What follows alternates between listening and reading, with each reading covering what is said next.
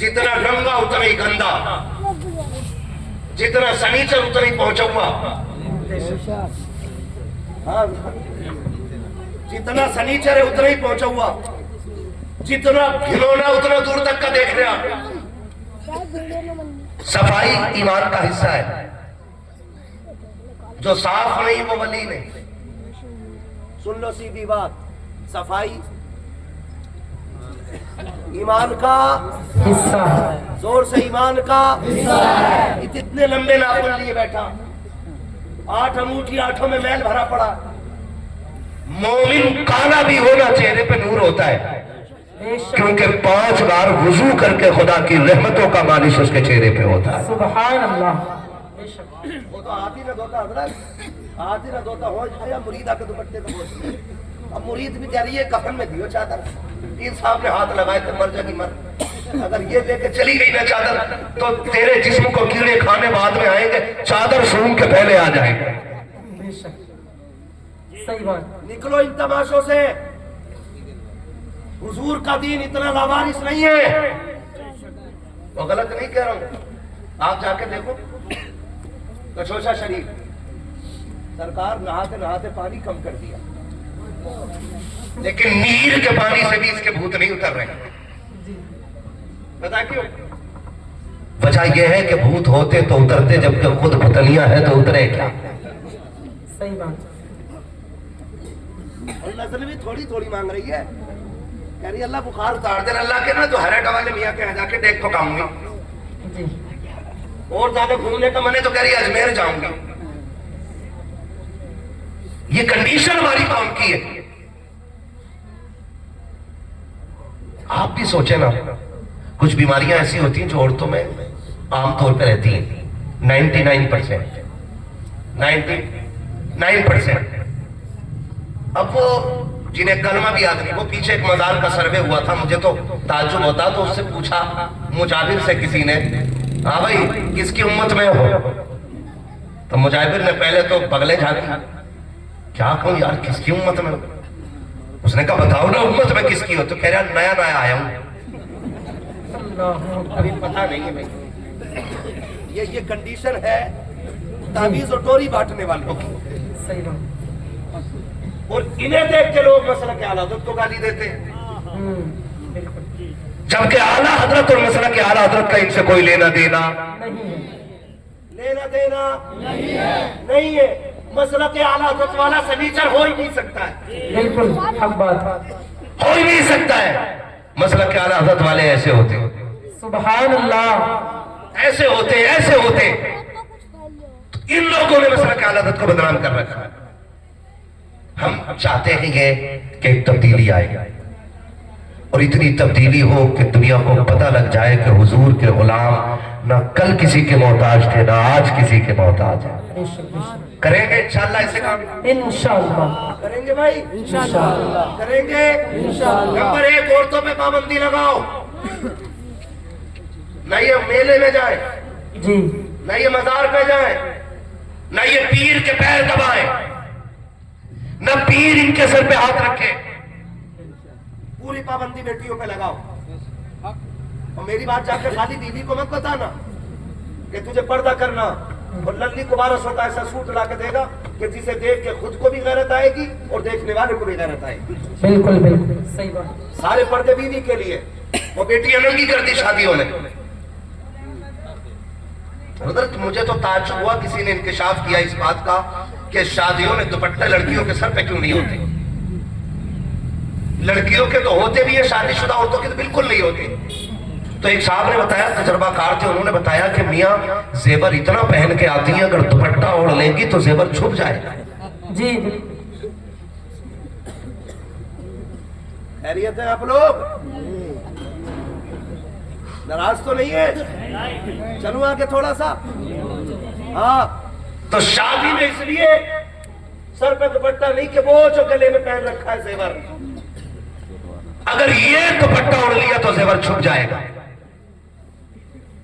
मेरी बेटी आज तक किसी नवाब की बच्ची भी कब्र में सोना पहन के नहीं गई है। बड़ी से बड़ी अमीर शादी को खाली हाथ कब्र में जाना पड़ा है। जितना चाहे सोना बना ले, जितना चाहे जेवर पहन ले, जब कब्र में जाएगी तो सिर्फ सादे से कपड़े में लिपट के जाएगी। आज 10 तोले नहीं 50 तोला सोना पहन, इससे रुतबे बुलंद होने वाले, रुतबे बुलंद होने वाले कितनी औरतें तो आदमियों की किडनी बिकवा चुकी सिर्फ गले के हार के चक्कर में। मुझे कुछ नहीं पता जी, मुझे कुछ नहीं पता, मैं तो वही लूंगी जो उसकी बीवी ने पहन रखा। मुझे सच्चे दिल पे हाथ रख के बताओ ना, जिस आदमी की मजदूरी या एक दिन की कमाई 500 रुपए हो, वो अपनी बीवी को 50,000 का हार कहां से लाके देगा? मुझे बताओ तो सही। अपनी बेटियों को ये बात हम क्यों नहीं समझाते कि बेटी जा, जितनी तू शौहर की जिंदगी को आसान करेगी, अल्लाह उतनी ही तेरी आखिरत की जिंदगी को आसान फरमा देगा। सुभान अल्लाह। क्यों नहीं बताते हो बेटियों से? ये बताने को तैयार ही नहीं, बल्कि कान में चाबी भर के भेज रहा, बोली सुन। फोन तो पहले ही आ गया था रिश्ता होते ही, ये भी रस्म चल गई है। इधर रिश्ता उधर फोन आ जा चुपके से डिब्बे में। पता सबको है, किसी को भी नहीं पता। यही है ना, पता सबको है और किसी को भी नहीं पता। बोलो यार, पता भी सबको होता है। अब्बा को ना पता, मेरे भैया को ना पता, भैया को सब पता कि मोबाइल किधर से आया है और कौन दे के गया है, और नतीजे क्या होते हैं नौजवानों। सुनो, कभी कभार ऐसा होता है कि रिश्ते हो गए, 2 महीने गुजर गए, उन 2 महीनों के बाद समधियों में झगड़ा हो गया। ये केस हुए ऐसे, समधियों में झगड़ा हो गया। उसने कहा चल मैं बारात लेकर नहीं आऊंगा बेटे की, उसने भी कह दिया चल मैं तुझे बेटी देने वाला नहीं। इधर झगड़ा हुआ और उधर जो है ना, कह रही है मर जाऊंगी अगर तुम ना आए तो। अब इसने कई को जिंदगी दी है। हाँ, सारी जिंदगी बचाने का ठेका इसका, कह रहा टेंशन मत ले, अब्बा के मार गोली कहां मिलेगी, निकल ले रहे दोनों।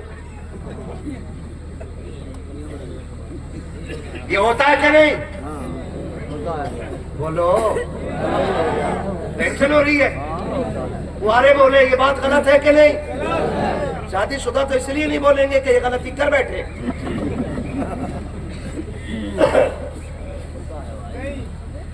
क्या नहीं? खैरियत है आप लोग? ये होती है तो फिर इज्जत किसकी जाती है? बाप की, परिवार की, खानदान की।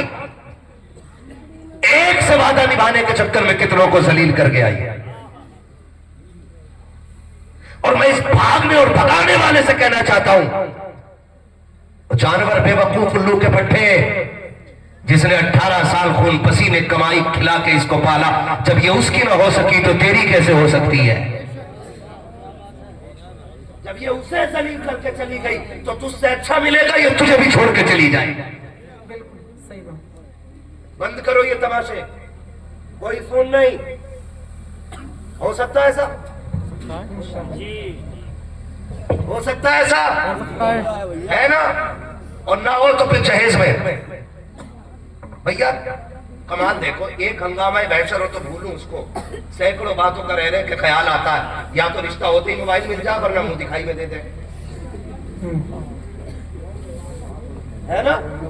मुंह दिखाई में दे दे, देता जरूर है, बिना मोबाइल के मर जाएगा। और खुदारा निकलो इन तमाशों से। और उसी फोन पे अब्बा के फोन की घंटी बजती है, आती बेटी खैरियत है कि अब्बा क्या बताओ, जब से आई हो सास काए काए कर रही है, ससुर ने भी पीछा ले रखा है, शोहर को तो मुंह ही सीधा नहीं है। अब जब बाप इतना सुनता है, कहता डरिए मत, जो होगा देखा जाएगा। फिर एक दिन यही खातून सबके खाने में चूहे मार दवा मिला देती है, पूरे घर को मौत के घाट मार देती है, फिर दुनिया सर पकड़ के बैठती है। लोग बात दीन मोहम्मदी की करते हैं, लोग इस्लाम पे बातें करते हैं। मैं कहना चाहता हूँ, आज के आवारा लफंगों के घरों से इस्लाम का अंदाजा नहीं होगा। अगर इस्लाम को पहचानना है तो खदीजतुल कुबरा की चौखट पे चल, आयशा सिद्दीका के दरवाजे पे चल, सैयदा ज़ैनब का दरवाजा देख। अगर देखना है इस्लाम को तो खातून जन्नत फातिमा ज़हरा का दरवाजा दे। नारे तकबीर, नारे रिसालत, फैज़ाने गौसे आज़म मसलके आला हजरत मुफ्ती हम्माद रजा साहिब किबला जिंदाबाद जिंदाबाद। करो यार, बंद कर दो ये। मैरिज हाल में शरीफ आदमी खाना नहीं खा सकता है। बिल्कुल। और अब जो वो चल गया ना हजरत, खड़े होकर कैसे क्या बोलते हैं उस खाने को? स्टैंडर्ड। Standard, yes, standard. और बफर सिस्टम, वो वाला कौन सा होता है? वो भी ऐसे ही होता है ना, है? कितनी अकलें मारी गई हैं। पहले इतनी इज्जत से मेहमान बैठते थे, घर वाले खिलाते थे। आज घर वाले खड़े, मेहमान ना प्लेट हाथ में लेके खा पा रहे हजरत, प्लेट भरने में झगड़ा हो जाता। इतने बड़े छोटे छोटे भगोने, प्लेट खाई की फाइबर की, उसमें रख लिया। बिरयानी देखी, ओ हो गई, मटन की है, भरनी। आगे चला तो कोरमा भी था, अभी रोट लिया। आगे सीख कबाब, गिर गया वहीं। ये जगह हो ना, इसमें उड़ते चार। हाँ, आगे फ्राई। अरे खाने से क्या मतलब भाई, अभी तो प्लेट ही भर रहा है। फ्राई और कोल्ड ड्रिंक का गिलास, अब प्लेट हाथ में, वो भी फुल, कोल्ड ड्रिंक का गिलास इस हाथ में, खाएगा कैसे? क्योंकि वहां बैठने का इंतजाम, बैठने का इंतजाम नहीं है। ये कंडीशन है हमारी कौम की, और लोग उसी बंदे हो रहे हैं। बफर सिस्टम दिया भाई, खड़े होके खाना। इस कुत्ते डिजाइन को हम कभी पसंद नहीं करते। ये जानवरों का तरीका है। कह रहे आप 12 क्विंटल कोरमा उठा, क्या क्विंटल? 12 क्विंटल। कह रहे हजरत लाओ लाओ थी, लाओ लाओ बड़ा। यही कह रहा लाओ लाओ थी। अमन थोड़ी पड़ रही थी, दे भगोने पे भगोना खाए जा रहे थे। तुम जानते हो 12 क्विंटल लगी। गारंटी के साथ कहता हूँ, ये मेरे सर के ताज उलमा बैठे हुए हैं, मुफ्तियान इकराम की पूरी जमात है। गारंटी के साथ कहता हूँ, जितने लोगों ने 12 क्विंटल खा लिया है ना, उसी इतनी बारात को लाओ। नीचे जमीन पे दस्तरखान सुर्ख कलर का बैठा, सबको जमीन पे बैठा, और सबसे कह बिस्मिल्लाह करके खाना शुरू करना है। एक पैर बिछाओ, एक पैर खड़ा करो, मुस्तफा की सुन्नत के मुताबिक शुरू करो। कसम खा के कहता हूं, जितने लोगों ने 12 क्विंटल खाना खत्म किया है, उतनों ही से 8 क्विंटल खत्म नहीं होगा। ये जो कम पड़ रखा है, ये भूख की वजह से नहीं, लानतों की वजह से पड़ रखा है। तुम सुन्नत पे कायम हो जाओ, खुदा रहमतें बरसाना शुरू फरमा दे। सुभान अल्लाह, जिंदाबाद जिंदाबाद। बहुत खूब, ये जरूरी है। अच्छा पैगाम। क्या नाम है? जाहिदपुर। क्या नाम है गांव का? जाहिदपुर। अच्छा, एक वादा कर लोगे आज, जो भी बारात को खाना खिलाएगा बैठा के खिलाएगा, कर लेंगे वादा? हाथ उठा ले, कितने लोग वादा कर रहे हैं? हाँ जी, ठीक है जी, तुमने उठा लिया। और जो खड़े होकर खाना खिलाए उससे कहना, तू हमारे हुजूर के तरीके पे नहीं है, तुझसे हमें कोई लेना देना नहीं। बाइकाट करो ऐसे जालिम जाहिलों का, जो खाना कुत्तों की तरह खिलाने के आदी हो गए। क्या फर्क रह जाएगा हम में और गैरों में भी? हम भी गधों की तरह खाएं, वो भी गधों की तरह। कोई तो शादी में ऐसा तरीका रहने दो जिसे देख के लगे कि मोहम्मद अरबी के गुलाम मेहमान बन के आए हुए हैं। हाँ, ऐद करे कि ऐसी बारात में जाना भी नहीं। एक वक्त ना खा तो मर जाएंगे, सूख तो जाएंगे ही पक्का। हमारी बारातें अल्लाह माफ करे, ऐसी पैंट और कुर्ती कर करके बारातों में जा रहे हैं। हाँ, बड़ी कर्री पुट्टी हो रही है चेहरों में। दूल्हा भी 3 दिन उट्टन में से निकल तोड़ी गया। क्या ना? नहीं ना? और दुकान पे जाके पैंट करा के आता, उससे के वजू तक तो कह रहा पहले ही कर लिया। मस्जिद में बगैर वजू की 2 रकात पढ़ जा। अरे कह रहा पहले ही कर लिया। तब सुबह और 2 रकात पढ़ कब रहा? 2 बजे। इसका वजू अब तक चल रहा। ये कंडीशन है। क्यों नहीं कर रहा? मुंह धुल जाएगा, क्रीम बह जाएगी। और सुनो, खूबसूरत बनना चाहते हो ना, जो दूल्हा बने ना उसे 10 दिन के लिए एतकाफ की नीयत से मस्जिद में बैठा दिया करो।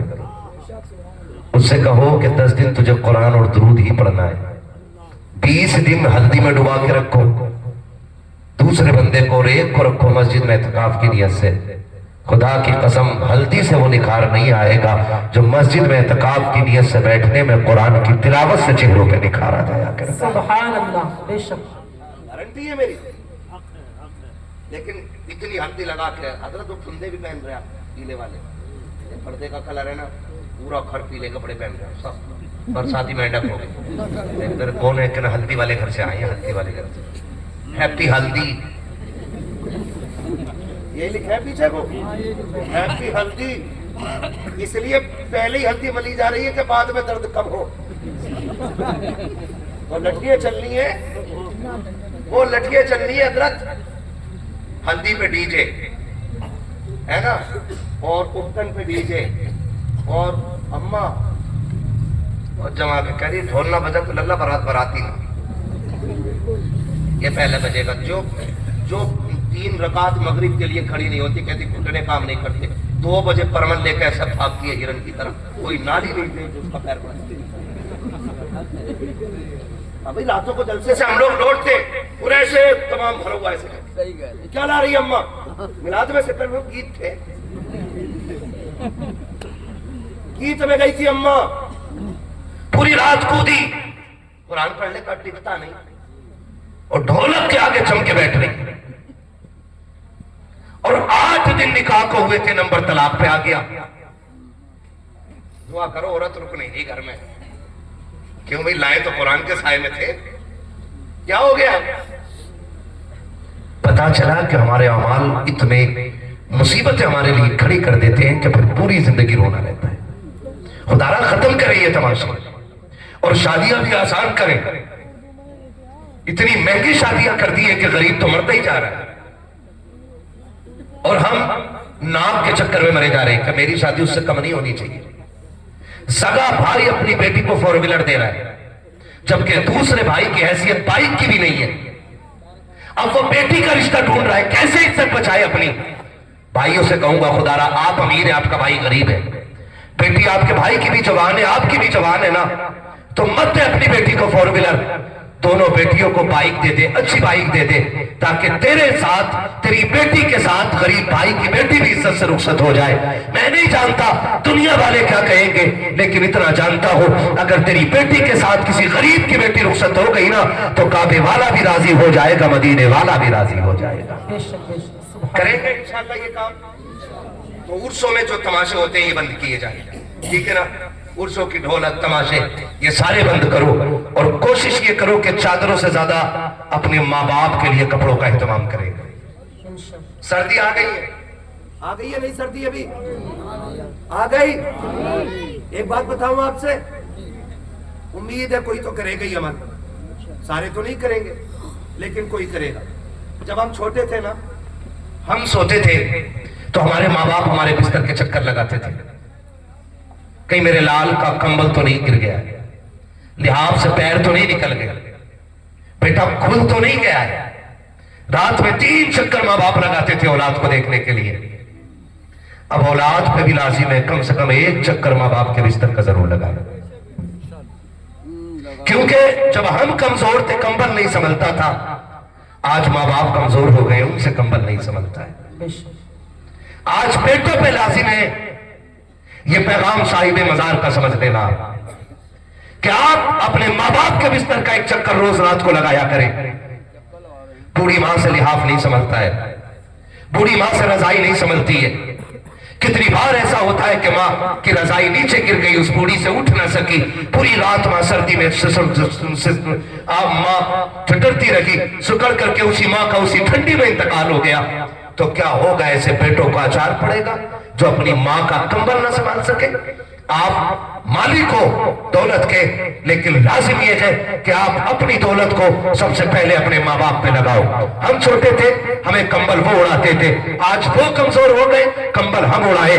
कोशिश ये कीजिएगा, देखो तो सही, हम जवान हैं, हम थोड़े हल्की रजाई में भी वक्त गुजार लेंगे। माँ बाप कमजोर हो गए हैं, उन्हें ज्यादा गरमाई की जरूरत है, इसलिए कोशिश ये कीजिएगा कि हमारे बिस्तर से अच्छा माँ बाप का बिस्तर होना चाहिए, हमारी रजाई से अच्छी माँ बाप की रजाई होनी चाहिए, हमारे कंबल से अच्छा माँ बाप का कंबल होना चाहिए, हमारे कमरे से अच्छा माँ बाप का कमरा होना चाहिए, हमारे घर से अच्छा माँ बाप का घर होना चाहिए। कोशिश ये करें कि माँ बाप को कोई तकलीफ ना हो, अगर उनके हाथ उठ जाएंगे यहाँ भी कामयाब हो जाओगे, वहां भी कामयाब हो। नारे तकबीर, नारे रिसालत, मसलके आला हजरत।